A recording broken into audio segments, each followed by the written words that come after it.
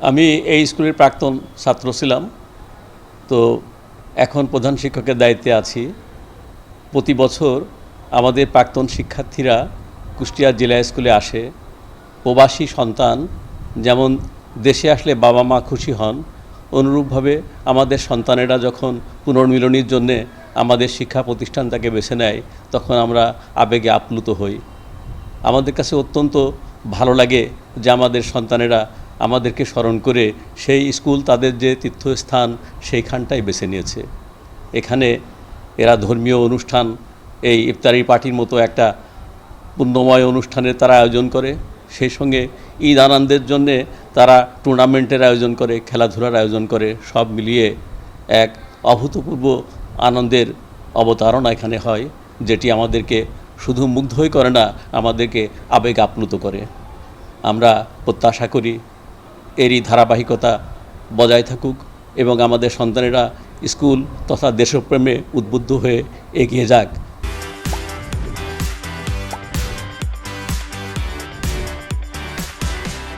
প্রতি বছর এই যে ঈদের নামাজের সময় ঈদের মানে প্রতি বছর রোজার ঈদে আর কি আমাদের 3-4 দিন ব্যাপী ক্রিকেট টুর্নামেন্ট আর হচ্ছে এই যে ইফতারির আয়োজন করা হয়। এখানে আমাদের আসলে মূল ঈদ বা যে গেট টুগেদারটা বা পুনর্মিলনীটা, এটা হচ্ছে আমরা এর মাধ্যমে করার চেষ্টা করি। সবাই দেখা যাচ্ছে 10 বছর 15 বছর হয়ে গেছে বা 20 বছর হয়ে গেছে স্কুল ছেড়ে চলে গেছে, কিন্তু স্কুলের মায়া যখন সবাই এক জায়গায় হয়, এটা একটা মানে খুবই আনন্দঘন অবস্থা। আমাদের প্রত্যেকের শিকড় গোড়া হচ্ছে এই কুষ্টিয়া জেলা স্কুলে।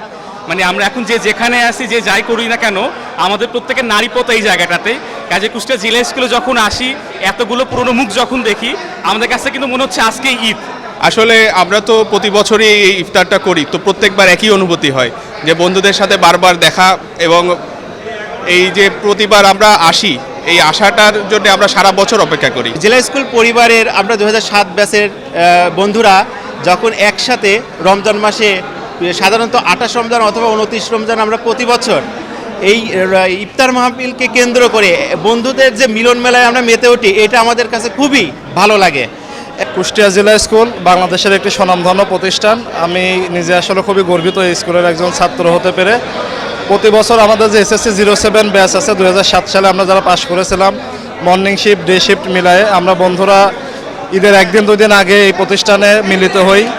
আমাদের উদ্দেশ্য একটাই, যেন আমাদের বন্ধুত্বটা অটুট থাকে এবং আমরা কর্মব্যস্ততার কারণে যেসব বন্ধুর সাথে সারা বছর হয়তো যোগাযোগ করা সম্ভব হয় না বা দেখা হয় না, এই একটা দিনকে কেন্দ্র করে এবং আমাদের যে ক্রিকেট টুর্নামেন্ট আছে এই উৎসবকে কেন্দ্র করে আমরা যেন সবাই মিলিত হতে পারি এবং আমাদের বন্ধুটা যেন হারিয়ে না যায়, আমরা যেন আমাদের বন্ধুত্বটাকে ধরে রাখতে পারি এবং আমাদের বন্ধনটা যেন অটুট থাকে। এই উদ্দেশ্যে প্রতি বছর আমরা সবাই একসাথে মিলিত হই।